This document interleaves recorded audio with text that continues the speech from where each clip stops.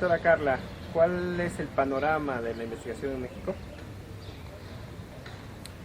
Mira, considero que en un país como el nuestro, que es un país que está ubicado en las periferias del mundo, que es un país con muchos problemas económicos, sociales, políticos, un país donde la cultura de la corrupción siempre está a tope, pensar en la investigación es pensar en un ámbito con el que se cuenta con muy pocos recursos para llevarla a cabo. La investigación en este país, como en el mundo, los mayores presupuestos se van dirigidos normalmente a las ciencias naturales, ciencias duras, que es donde sí, evidentemente, hay un impacto muy claro sobre los objetos de estudio a los que se dedica esta gente a investigar. Pero en el caso de la investigación en ciencias sociales, sí hay un problema serio, me parece, en la dotación de recursos. Es decir, la investigación en México no es una prioridad del Estado. La prioridad está en otros lados, ¿verdad? Entonces, en esa medida, la investigación en ciencias sociales, en especial, no contamos con los recursos suficientes para poder impactar en la toma de decisiones. Un investigador produce información, produce conocimiento, pero las decisiones las toman los funcionarios, los políticos, la gente que se dedica a trabajar en puestos claves para poder llevar a cabo ciertas decisiones. Entonces, los investigadores producimos información y conocimiento, ofrecemos esa información a esta gente y a través de ellos se toman decisiones. Pero en concreto me parece que la investigación en México es un ámbito de la vida pública, académica, que no ha sido suficientemente valorada en toda la historia y que por lo tanto hay problemas para la gestión de recursos, de dotación, y las ciencias sociales siempre se padecen más de esta falta de recursos. Por lo tanto, la calidad de la investigación es mínima, hacemos como que hacemos investigación y no impacta en ningún lado. El CONACYT, que tiene una política más tradicional, como lo estoy comentando, sobre las ciencias naturales, pues entonces hay una perspectiva de las ciencias sociales que no es suficientemente apoyada. Entonces hay una lucha, pues, porque este oficio y esta profesión tenga el mismo estatus que cualquier otra, ¿no? En esta área de la ciencia, digamos, con la construcción de conocimiento. Doctora Carla, ¿nos puedes platicar un poco más de tu experiencia a nivel de investigación? ¿Cuál ha sido tu trayectoria? Mira, sí, gracias. Yo trabajo en la Universidad de Colima, que me vinculé al Centro de Investigaciones Sociales. Ahí existe un programa que se llama Programa Cultura, en el que yo llegué como asistente de investigación, motivada por un gran proyecto de investigación sobre telenovelas con el doctor Jorge González, Jesús Galindo. Y desde entonces participo en este ámbito. A través de los años he ido haciendo mis posgrados, mi maestría, el doctorado, y he entendido en ese camino de esos 22 años que la investigación es una profesión y es un oficio. Tengo un doctorado en ciencias sociales, me dedico a dar clases, hago investigación 20 horas a la semana, que es el medio tiempo del que yo rentabilizo mi plaza que tengo en la universidad, y trabajo temas sobre cuestiones de la religiosidad popular, religiosidad de los grupos protestantes. He desarrollado proyectos sobre telenovelas, proyectos sobre las implicaciones simbólicas del cuerpo como un espacio de representación de la propia cultura, la gente que se perfora, los jóvenes que hoy en día se tatúan. Ha realizado trabajos también sobre pobreza, sobre estrategias de sobrevivencia con familias de Colima. Y bueno, ha habido una serie de proyectos en esos años. Esa es mi experiencia en términos institucionales. He recibido muchos cursos, talleres, he organizado congresos, talleres, etcétera, y este es, digamos, el espacio físico donde me ubico, la Universidad de Colima, dentro del programa Cultura de hace 22 años. ¿Actualmente en qué proyecto estás? Actualmente estoy trabajando en un proyecto con Ana Uribe, mi colega de trabajo, amiga de muchos años, compañera de la universidad. Trabajamos un proyecto de historia oral, estamos reconstruyendo las trayectorias de vida de personas que fueron a trabajar dentro del programa Bracero entre los años 20 y 40 a Estados Unidos. Entonces estamos reconstruyendo el impacto de este proceso migratorio y cómo ese proceso migratorio impactó a la economía del Estado, en este caso de los colimenses que fueron contratados. Y eso nos ha implicado formar un grupo interdisciplinario, un grupo colectivo. Participan sociólogos, historiadores, un psicólogo, un psiquiatra, unos politólogos, porque además estas personas fueron contratadas en Estados Unidos, se les dedujo un fondo de ahorro para cuando regresaran a México, en el supuesto de que se les regresaría ese fondo. Y resulta que no, el dinero se perdió. Entonces estamos metidas en una investigación sobre un movimiento social de ancianos, donde no hay un líder que pueda hacer una gestión institucional posible para que ese fondo se les devuelva, ¿no? Entonces trabajamos con familias de Colima que tienen esta historia detrás de hace 40, 50, 60 años. Y estamos haciendo historias de vida con ancianos de 90 o a veces más, de mayores años, ¿no? Y ha sido un trabajo muy interesante. Entonces estamos combinando lo que es la calidad de vida y pobreza con procesos migratorios, cultura laboral, calidad de vida, emocional, porque también los procesos migratorios también plantean afectaciones desde el campo laboral, pues al cuerpo, ¿verdad? La enfermedad, los padecimientos de un grupo que ya es muy grande de edad y que hoy en día está en la lucha de ese fondo. Con esto que nos platicas, ¿nos puedes decir un poco tu opinión sobre el trabajo en colectivo que se puede hacer en investigación? Sí, mira, yo creo que el trabajo colectivo, la construcción social de conocimiento debe ser un principio del trabajo de investigación. Me parece que no hay otra manera de avanzar en el conocimiento de la realidad que se estudia. Creo que la investigación en colectivo, armar grupos de trabajo, armar redes de trabajo en un espacio y tiempo determinado que nos permita trabajar juntos y poner en juego diferentes puntos de vista, es la única manera en que uno puede liberarse de la ceguera académica. Trabajar en solitario, uno sin darse cuenta se va condenando a esa ceguera. Entonces, trabajar en colectivo, lo que no se me ocurre a mí, se le ocurre al otro, y la discusión en diálogo y en una posición un tanto subjetiva, uno puede crecer con el otro, en compañía del otro. Entonces yo creo que la construcción social de conocimiento es un principio de cómo un investigador debe acercarse a una realidad a través de la discusión, ¿verdad? Si no nos quedamos limitados, ciegos y sin ver lo que otro sí vio y lo que yo misma no me di cuenta porque no lo dialogué con el otro. Un ejemplo de eso pueden ser los talleres hermenéuticos. La hermenéutica es el arte, según los hermeneutas o los neohermenéuticos, la hermenéutica en sí como un concepto que nos puede ayudar a entender qué es eso, es el arte de la interpretación. En la medida que yo observo y registro la realidad a través de ciertos instrumentos, una libreta, un diario de campo electrónico, una ficha, un diario de campo, etcétera, puedo empezar a dialogar con el otro. Entonces, la hermenéutica nos permite interpretar cómo vamos haciendo investigación durante el camino. Sí, porque un investigador, aparte de tener el afán de construir información y conocimiento, tiene que vigilar cómo va construyendo ese conocimiento, cómo va haciendo al mismo tiempo su mirada, puede ser una limitante, entonces otro al dialogar, otro habla también sobre esa mirada, se ponen en juego y se van acordando cosas a través de un consenso natural que lo hacemos todas las personas durante todo el tiempo y la vida cotidiana, ¿no? Entonces, lo colectivo es un principio, yo creo, del trabajo de investigación y esa ha sido mi formación dentro del programa Cultura y ha sido un pilar importante, creo yo, para la formación y la visualización que yo puedo tener de la investigación en general. Entonces, nos estás hablando de un enfoque cualitativo. ¿Nos podrías platicar un poco cuáles son las características de los enfoques cualitativos en la investigación? Sí, desde mi punto de vista y en mucha bibliografía también podemos encontrar que la investigación cualitativa tiene un principio que es estar en el lugar donde suceden los acontecimientos. Es una forma de acercarme a conocer aquella realidad por mi propio cuerpo, mi propia visión, mi propia percepción.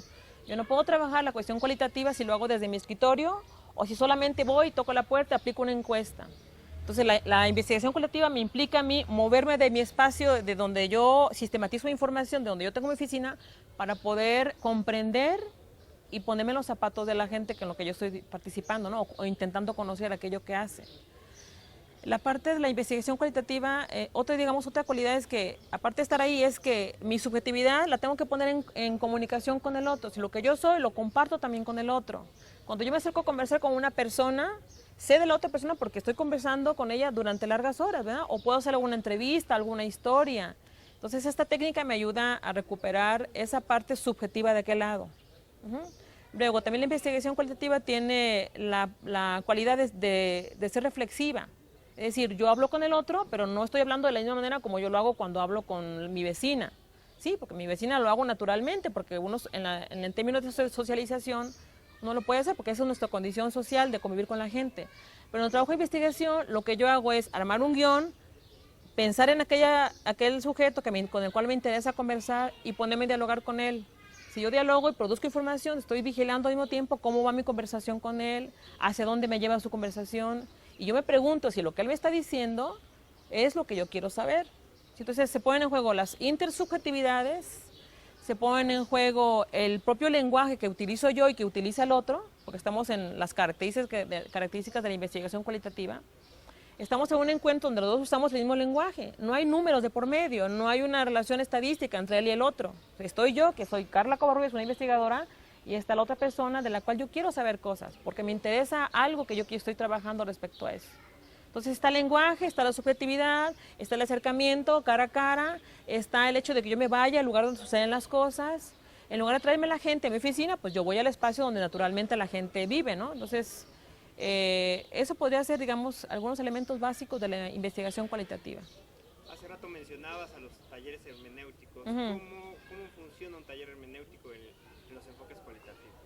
Un taller hermenéutico es un espacio de encuentro entre diferentes personas. Esas personas pueden tener una formación distinta, que sería lo ideal para un trabajo, para un taller hermenéutico, de tal manera que cada uno con sus puntos de vista pudiera aportar y diferenciar en su opinión lo que los otros dicen. El taller hermenéutico funciona como un espacio de reflexión, pero no la reflexión en sí sola o en sí misma. Para reflexionar y construir cosas, asentar, llegar a consensos, avanzar en la construcción de ese conocimiento social, pues las personas tenemos que tener un bagaje mínimo académico, una formación con calidad y con formación académica. Tenemos que tener un bagaje académico intelectual, es decir, haber leído libros sobre el tema que nos convoca a hablar, o alguna experiencia de investigación que también sea lo suficientemente rica como para poder poner en esa mesa de discusión el trabajo en sí, los avances, las dudas. Un taller hermenéutico también sirve para despejar dudas, para subrayar las certezas, para abrir nuevas posibilidades de conocimiento, nuevas preguntas del trabajo de investigación. Y también creo que es una forma en que las personas que participan están teniendo la oportunidad de crecer académicamente. Y además, no solamente académicamente, sino también en términos personales, porque también es un aprendizaje de poder escuchar al otro. Normalmente, o mucha gente, hablamos más de lo que escuchamos. Y los trabajos hermenéuticos, la clave es hablar y saber escuchar. Entonces, eso da una grandeza, una forma de trabajar mucho más certera, más objetiva, más clara, y los avances son más evidentes, ¿no?, que cuando trabaja uno solo. Entonces, el trabajo del taller hermenéutico es así, tiene esa naturaleza reflexiva, analítica, constructiva, interpretativa, y de ahí se puede avanzar haciendo registros, levantando actas, grabando las sesiones, y es una forma en que la investigación cualitativa también se hace presente, es un espacio en que se llega ahí. Los congresos, por ejemplo, también deberían funcionar de esa manera, ¿sí? Un congreso es una convocatoria de un montón de gente que presenta trabajos en común, con mesas temáticas que presentan temas para discutir, y se supone que tendría que tener esa cualidad de que saliendo de ahí yo tengo la seguridad de que aprendí tales cosas, o de que mi trabajo fue leído y me dijeron estas otras. Entonces yo regreso a casa y a mi lugar de procedencia con una visión un tanto diferente o muy contento porque lo que dije fue correcto, estuvo bien, ¿no? Entonces creo que son dos maneras en que se puede poner en juego el trabajo de investigación. Y el taller hermenéutico tiene esa cualidad. Sin embargo, en muchas instituciones lo único que se conoce como investigación son los enfoques cuantitativos. ¿Qué nos podrías platicar de la relación entre los enfoques cualitativos y cuantitativos? Sí, en el trabajo de investigación en el mundo, ya no nada más en México, hay esas dos vertientes que son clásicas, que se montan en una discusión si es cualitativo o si es cuantitativo. Por tanto, ¿cuál es la más valiosa? ¿Cuál es la más conveniente, ¿no? En mi visión, yo he sido bastante formada en el área cualitativa. Yo tengo una formación en investigación cualitativa, yo creo que es importante, ha sido significativa para mi trabajo profesional que realizo hoy en día. Y creo que, bueno, también he tenido formación cuantitativa, por supuesto, pero creo que la discusión no debe ser, yo creo que académicamente tenemos que parar con esa visión tradicional de pensar si es mejor una que la otra. Y entonces invitaría mejor a pensar que la investigación cuantitativa y cualitativa tienen que ser complementarias. Hoy en día se habla de las metodologías mixtas. Para un trabajo de investigación profesional, lo más conveniente es poner en juego diferentes formas de acercamiento a esa realidad, que puede ser cualitativa, cuantitativa, histórica, biográfica, comparativa, crítica reflexiva. Y entonces podremos obtener una visión más acabada, más compleja del objeto que estudiamos, ¿verdad? Porque si nos quedamos solamente con lo cualitativo, entonces tenemos una cara de esa realidad. Si buscamos la perspectiva cuantitativa, podemos obtener otra visión diferente o un tanto diferente de ese mismo objeto de investigación. Entonces, hoy en día lo más conveniente es trabajar con metodologías múltiples o mixtas. Y cada una tiene sus cualidades, sirven para ciertas cosas, pero también tienen sus limitantes. Por ejemplo, la investigación cualitativa es muy criticada porque es muy subjetiva. Se ponen en juego subjetividades, porque en el encuentro con el otro, pues uno dialoga con el otro y entonces yo puedo tener mi punto de vista muy particular y el otro tiene el suyo. Entonces, en esa construcción hay otro concepto que se dice que es la intersubjetividad. Es decir, hay una objetividad, hay una subjetividad y hay una intersubjetividad. La intersubjetividad es una forma de irse acercando al objetivo, pero no deja de ser subjetiva. Es el puente entre estas dos cosas. Entonces, el problema no está en las técnicas o en los métodos, está en la forma en que trabajamos los métodos y las técnicas. Si yo soy investigador, tengo una visión más amplia de la investigación y de querer trabajar los objetos de estudio de manera más acabada, más compleja, porque la realidad es compleja, merecen lecturas complejas en ciencias sociales, que no es igual a las ciencias naturales. Sí, si yo inyecto a la ranita y le abro, pues descubro tales cosas, pero la realidad social, la gente hace prácticas, somos sujetos complejos en sí mismos, no podemos trabajar la realidad de la misma manera. Entonces, el problema, decía yo, no está en las técnicas ni en los métodos, está en la manera en que trabajamos o conseguimos esa realidad a través de esas técnicas y esos métodos.